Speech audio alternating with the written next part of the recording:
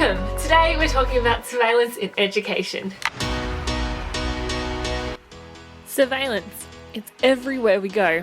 GPS trackers in our cars, tracking sensors on our phones, street cameras on every corner. Yet, as we go into the future, surveillance will become even more a part of our day-to-day lives. But one form of surveillance we don't often consider is in education.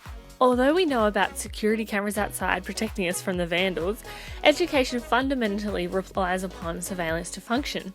In fact, when you consider the amount of data schools record, it might be a little scary.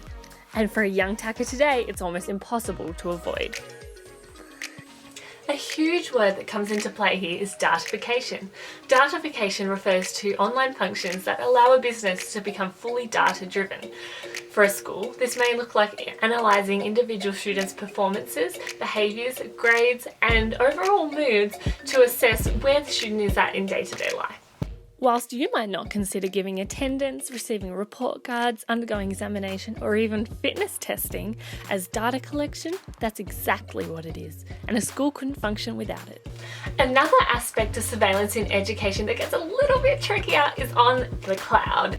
In a time where students write their own work and submit it on cloud sites such as Google Drive, Cloud Deakin, or Turnitin, the question is, who owns the work? It's almost as if all of these companies are holding on to one digital corner of the uploaded document, playing an online version of copyright tug-of-war. Let's consider another topic, a digital classroom. I know, seems crazy, right?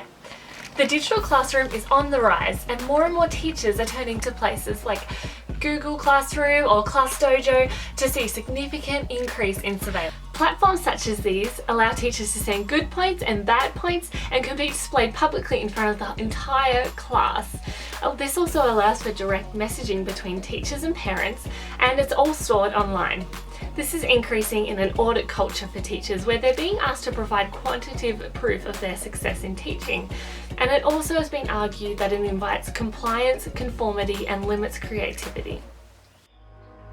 David Rosen states that young children are ill-equipped to consent to the pressures of constant surveillance and assessment regimes. So what do you think?